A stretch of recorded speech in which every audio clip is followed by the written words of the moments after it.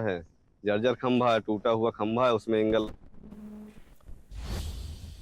श्रावस्ती में राप्ती नदी का नहर लगातार कहर जारी है। रातों रात मकान में समाहित हो गई है, जिसमें पूर्व प्रधान का घर भी इस आफत में समाहित हो गई है। अभी भी कई घर निशाने पर है। इसी को देखते हुए हमारे संवाददाता की रिपोर्ट देखिए। यूपी के श्रावस्ती में राप्ती नदी लगातार कहर बरपाए हुए है। अगर विकासखंड इकौना इलाके के लेबड़वा गांव की ये बात करें तो यहाँ पर बीती रात ये मकान गिर गया, जिसे लोग बचाने के लिए ग्रामीण लगे हुए थे। 1 महीने से लगातार ग्रामीण मेहनत कर रहे थे। अपने मशक्कत के बल पर चंदा लगाकर इन लोगों ने पगहा खरीदा था। उसके बाद पेड़ की डालियां काटी थी। जो पेड़ पौधे गाँव में लगे थे उन्हें सब कुछ उठा के इस नदी में डाल दिया गया था कि शायद ये घर बच जाए। लेकिन ये घर बचाने की कोशिश करते करते आखिरकार वो पल आया जब बीती रात लगभग 8 बजे ये घर समाहित हो गया। तस्वीरें देखकर आप अंदाजा लगा सकते हैं कि किस प्रकार से ये घर था और कम से कम यहाँ 50 लाख की लागत से ये घर बनाया गया था। पूर्व प्रधान का ये घर है। हमारे साथ ये प्रधान जी भी हैं, इनसे हम बात करेंगे कि आखिरकार क्या समस्या हुई जिससे इनका घर गिरा और लगातार ये लोग प्रयास कर रहे थे, वो प्रयास क्यों बेसफल रहा। लगातार प्रशासन के अधिकारी यहाँ पर भ्रमण भी किए थे और आश्वासन दिए थे कि कुछ भी नहीं होगा, लेकिन आज जो तस्वीरें निकल कर आई हैं वो साफ बयां कर रही हैं कि कहीं ना कहीं यहाँ पर प्रशासनिक अमला भी फेल हुआ और ये जो आपदा आई वो आपदा सब पर भारी पड़ी। लोगों के घर बार सब कुछ समाहित हुए। भैया क्या नाम है आपका? कन्हैया लाल यादव। कौन से गांव का मामला है? सर लेबड़वा है। आप पूर्व प्रधान हैं जी।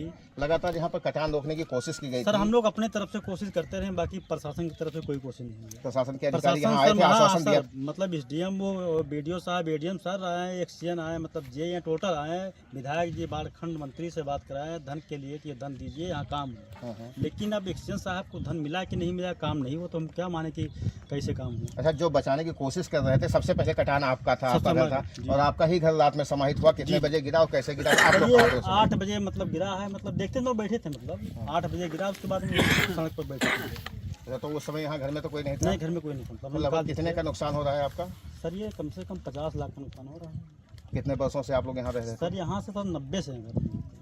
लगभग 25 साल से आप? नहीं सर, यहाँ 34 साल हो गए। 34 साल से आप यहाँ पे रह रहे थे और अचानक ये सब गिरा, तो आप कहाँ जाएंगे आप लोग जो ईंट सर निकाला? अभी कोई व्यवस्था तो है नहीं, वहाँ रोड पर रख रहे हैं। फिर प्रशासन की तरफ से अभी तक कोई जमीन ना कोई आपको नहीं, कुछ नहीं। लेखपाल सर कल आए थे, अभी मतलब बोले कि भी हम आ रहे हैं, बाकी कोई नहीं आए।